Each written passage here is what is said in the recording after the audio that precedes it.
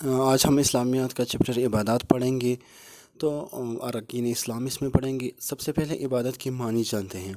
عبادت کی معنی بندگی یا غلامی کے ہیں۔ انسان عبد یعنی غلام ہے اور اللہ تعالیٰ اس کا مالک کی حقیقی ہے بے شک۔ اس لیے انسان کا فرض بنتا ہے کہ وہ اپنے آقا کی عظمت اور اس کی اطاعت کا کلی اور فعلی طور پر دونوں طرح سے دل سے بھی مظاہرہ کرے اور قول سے اور فعل سے دونوں سے مظاہرہ کرے کہ وہ اللہ تعالیٰ کا عبد ہے، بندہ ہے، غلام ہے، اس کی بندگی میں ہے، اس کی بندگی کرتا ہے۔ عبادت دراصل اللہ تعالیٰ کی مرضی کے مطابق زندگی بسر کرنے کا نام ہے۔ جب ہم اور اس لحاظ سے اسلام کے ہر حکم کی تعمیل عبادت ہے، لیکن اسلام کی بنیادی عبادت یا ارکان اسلام حسب ذیل ہے۔ پہلا ہے نماز، دوسرا ہے روزہ، تیسرا ہے زکوٰۃ، چوتھا ہے حج۔ انہیں اراکین اسلام یا بنیادی طور پر عبادات اس لیے کہا جاتا ہے کہ یہی وہ ستون ہیں جن پر اسلامی زندگی کی عمارت کھڑی ہے۔ پہلا نماز۔ نماز سے سوالات کہتے ہیں۔ نماز کی معنی کیا ہے؟ نماز کی اصل عربی لفظ جو قرآن و حدیث میں استعمال ہوا ہے صلاۃ ہے۔ نماز قدیم فارسی زبان کا لفظ ہے۔ عربی کے لفظ صلاۃ کی لفظی معنی تو کہیں ہیں، مگر جو معنی صلاۃ کے اصطلاحی معنوں کے قریب ہے وہ ہے دعا، رحمت، استغفار اور حسن ثنا۔ اصطلاح میں نماز اللہ کی عبادت کا مقررہ اسلامی طریقہ ہے۔ نماز کی اہمیت قرآنی آیات کی روشنی میں۔ قرآنی آیات میں جو ہے وہ ان الصلاۃ تنہا عن الفحشاء والمنکر، یقیناً نماز بے حیائی اور برائی سے روکتی ہے۔ دوسری آیات میں سورۃ النساء کی آیت میں ان الصلاۃ کانت علی المؤمنین کتابا موقوتا، یقیناً نماز مومنوں پر مقررہ وقت پر فرض کی گئی ہے۔ یعنی کہ اگر جنگ ہو رہی ہے اور نماز کی وقت آ گئی ہے تو آپ نے رخ اپنے گھوڑے کا جو ہے وہ اسی طرف کرنا ہے جس طرف آپ نے نماز پڑھنی ہے، تو گھوڑے کا رخ جس طرف ہو اسی طرف آپ نماز کر کے پڑھ سکتے ہیں۔ ایک جماعت جو ہے وہ جنگ کرے گی، دوسری جماعت جو ہے وہ نماز پڑھے گی، لیکن اس وقت میں بھی آپ نماز قضا نہیں کر سکتے۔ کربلا کے میدان میں بھی جب نماز کا وقت آیا تو آپ نے کہا کہ ہم نماز پڑھنا چاہتے ہیں، تو انہوں نے آپ کو نماز کی اجازت نہیں دی۔ امام حسن حسین کی واقعے میں جو ہے انہوں نے آپ کو اجازت نہیں دی، تو اس کے بعد آپ نے کہا کہ آدھے جو ہے نماز پڑھے اور آدھے جو ہے وہ ان سے لڑے، تو ان آدھے کو بھی جو ہے وہ قتل کر دیا گیا، شہید کر دیا گیا۔ تو اس حد تک نماز کی پابندی لازمی ہے۔ وَأَقِیمُوا الصَّلَاةَ وَآتُوا الزَّکَاةَ وَارْکَعُوا مَعَ الرَّاکِعِینَ، اور نماز قائم کرو اور زکوٰۃ ادا کرو اور رکوع کرنے والوں کے ساتھ رکوع کرو۔ اور دوسرے ایک اور آیت میں جس کا ترجمہ ہے اور صبر اور نماز کی سے مدد طلب کرو۔ یہ چیز نماز جو ہے شاق ہے مگر ڈر رکھنے والوں پر آسان ہے۔ جو اس ایک اور آیات میں ہے نماز کی حفاظت کرو، بالخصوص درمیان والی نماز کی، اور کھڑے رہو اللہ کے آگے آداب سے۔ بیچ والی نماز سے مراد عصر کی نماز ہے کہ دن اور رات کے بیچ میں ہے۔ اس کی تائید زیادہ فرمائی کہ اس وقت دنیا کا مشغلہ زیادہ ہوتا ہے۔ نماز کی اہمیت احادیث کی روشنی میں حضرت ابو ہریرہ رضی اللہ تعالیٰ عنہ سے روایت ہے کہ میں نے رسول اللہ صلی اللہ علیہ وسلم کو کہتے ہوئے سنا کہ بھلا بتلاؤ، اگر تم میں سے کسی شخص کے دروازے پر نہر ہو جس سے وہ روزانہ 5 مرتبہ نہاتا ہو، کیا اس کے جسم پر کوئی میل کچل باقی رہے گی؟ صحابہ رضی اللہ تعالیٰ عنہ اجمعین نے عرض کیا، اس کے جسم پر کوئی میل باقی نہیں رہے گا۔ آپ صلی اللہ علیہ وسلم نے فرمایا، پس یہی 5 نمازوں کی مثال ہے اور اللہ تعالیٰ ان کے ذریعے سے گناہوں کو مٹا دیتا ہے۔ دوسری ایک اور حدیث میں جو ہے ترمذی ابواب الصلاۃ باب فی فضل الصلاۃ میں جو ہے وہ بتایا گیا ہے، حضرت ابو ہریرہ رضی اللہ تعالیٰ عنہ سے روایت ہے کہ رسول اللہ صلی اللہ علیہ وسلم نے فرمایا کہ 5 نمازیں جمعہ دوسرے جمعے تک ان گناہوں کا کفارہ ہے جو اس کے درمیان ہوں گے جب تک کبیرہ گناہوں کا ارتکاب نہ کیا جائے۔ ایک اور حدیث میں جو مسلم سے لی گئی ہے، کتاب الایمان سے لی گئی ہے، اس میں حضرت ابن مسعود فرماتے ہیں کہ میں نے نبی کریم صلی اللہ علیہ وسلم سے پوچھا کہ کون سا عمل سب سے زیادہ فضیلت والا ہے؟ آپ صلی اللہ علیہ وسلم نے فرمایا کہ وقت پر نماز پڑھنا۔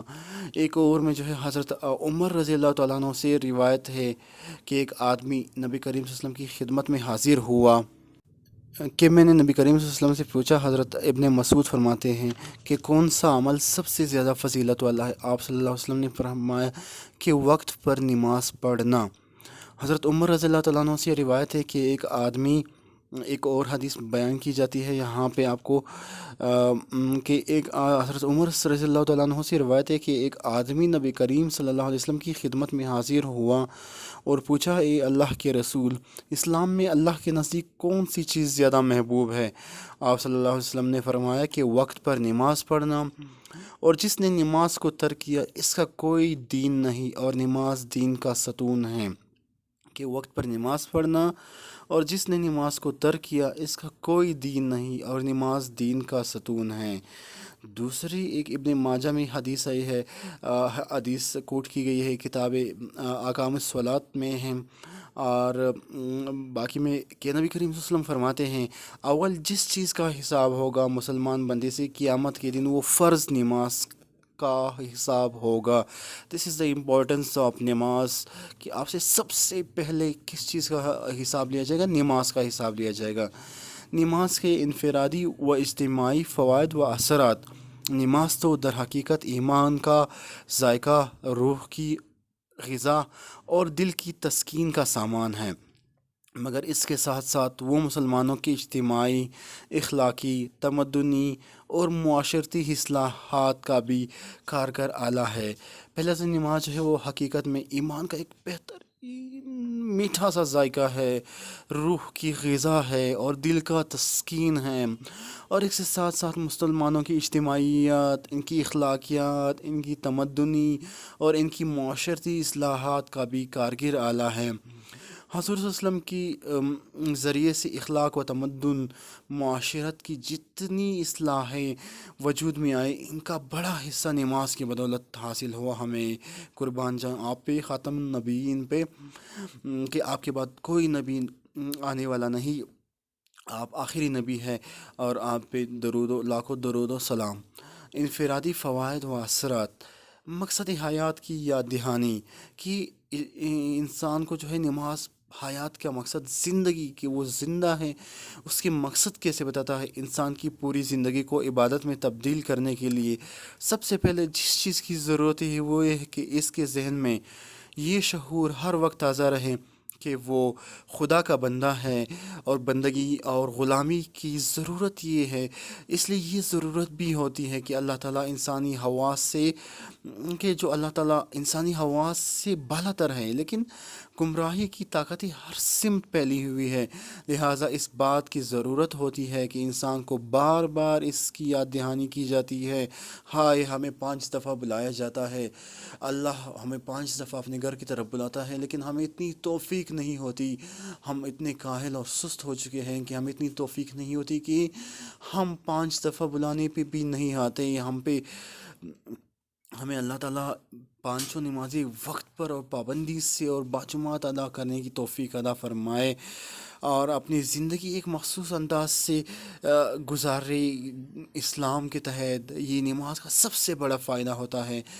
پھر دوسرا کیا ہے، فوائد کیا ہے؟ ضبط نفس، کہ دوسرا فائدہ یہ ہے کہ مختلف اوقات کی نمازوں کی پابندی سے انسان میں اپنے نفس سے مقابلہ کرنے کی عادت پیدا ہو جاتی ہے۔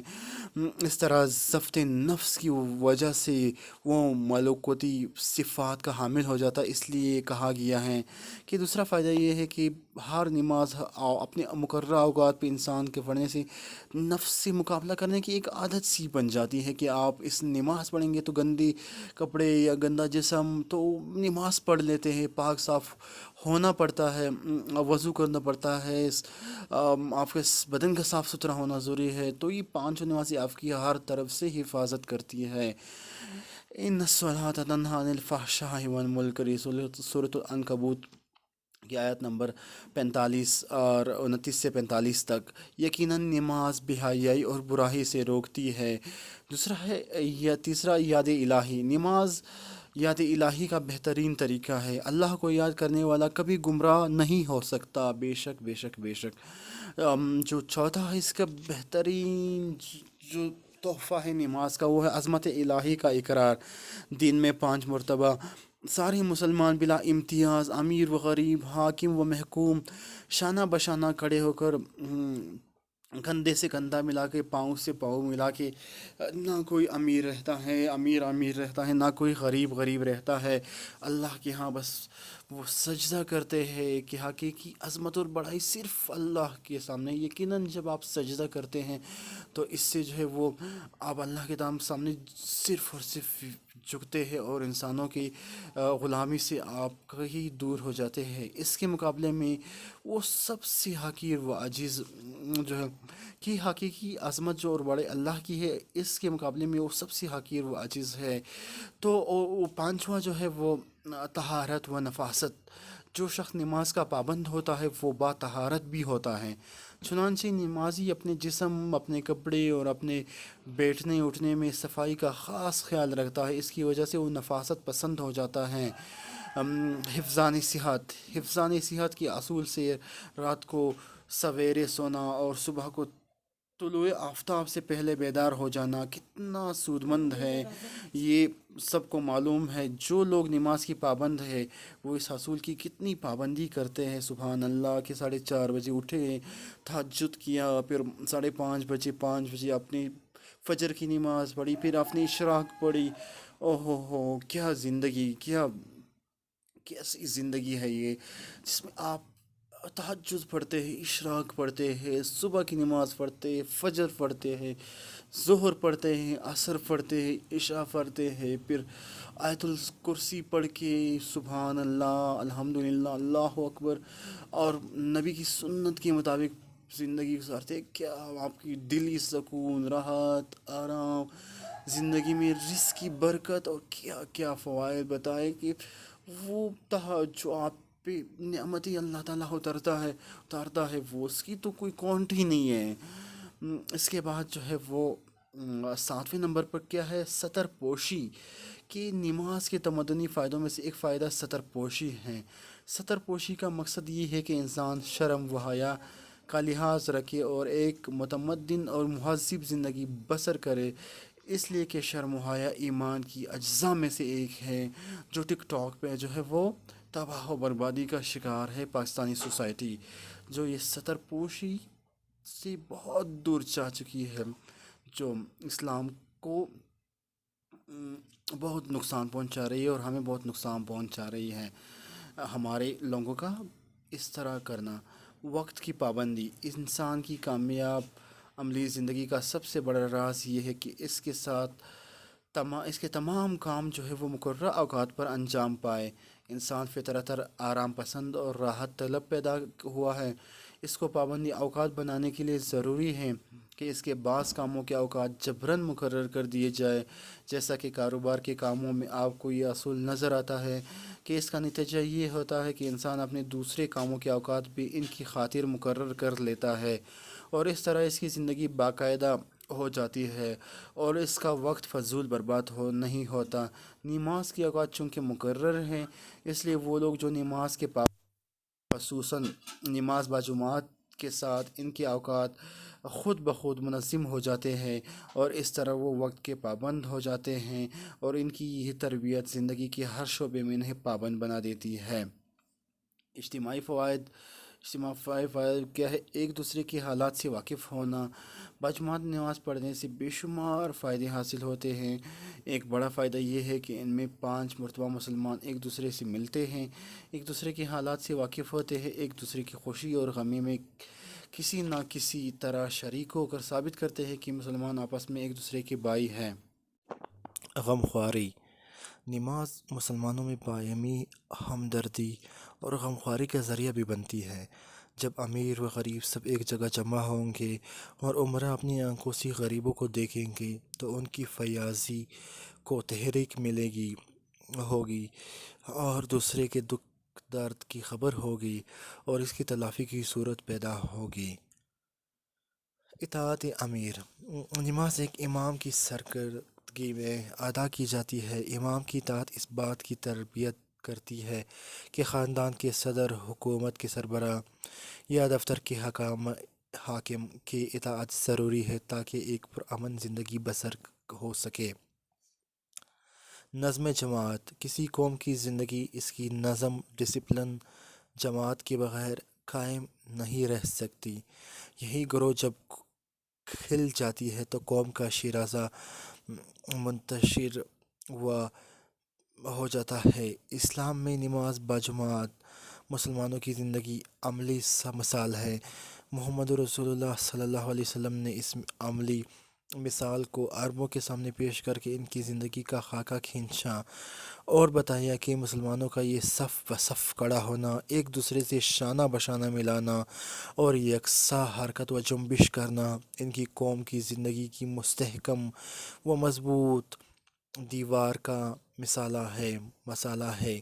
جس طرح نماز درستی صفت اور نظام جماعت کی درستی پر موقوف ہے، اسی طرح پوری قوم کی زندگی اسی باہمی تعاون، تضامن، مشارکت، میل جول اور باہمی ہمدردی پر موقوف ہے۔ اس لیے حضور صلی اللہ علیہ وسلم صفوں کی درستی پر بہت زور دیتے تھے اور فرماتے تھے، جب تم خوب مل کر کھڑے نہ ہوں گے تو تمہارے دل بھی آپس میں نہ ملیں گے۔ سنن ابو داؤد میں یہ کوٹ کی یہ ہے۔ مساوات، یہی جماعت کی نماز مسلمانوں میں برادرانہ مساوات اور انسانی برادری کی درسگاہ ہے۔ یہاں امیر و غریب، کالے گورے، رومی حبشی، عرب و عجم کی کوئی تمیز نہیں ہے۔ سب ایک ساتھ، ایک درجہ اور ایک صف میں کھڑے ہو کر خدا کے آگے سرنگو ہوتے ہیں۔ جماعت کی امامت کے لیے حسب و نسل و خاندان، رنگ روپ، قومیت اور جنسیت، عہدہ اور منصب کی ضرورت نہیں ہوتی، بلکہ علم و دانش، فضل و کمال اور تقویٰ و طہارت کی ضرورت ہوتی ہے۔ یہاں شاہ و گدا اور شریف و رذیل کی تفریق نہیں، سب ہی ایک زمین پر ایک امام کے پیچھے ایک صف میں دوش بدوش کھڑے ہوتے ہیں اور کسی کو اپنی جگہ سے نہیں ہٹا سکتا کوئی۔ اور اس برادرانہ مساوات اور انسانی برادری کی مشق دن میں 5 دفعہ ہوتی ہے۔ کیا مسلمانوں کی معاشرتی جمہوریت کی یہ درسگاہ کہیں اور بھی قائم ہے؟ نماز کے انہی فوائد کی بنا پر اس کو دین میں بنیادی اہمیت دی گئی ہے۔ اسے عماد الدین یعنی دین کا ستون کہا گیا ہے۔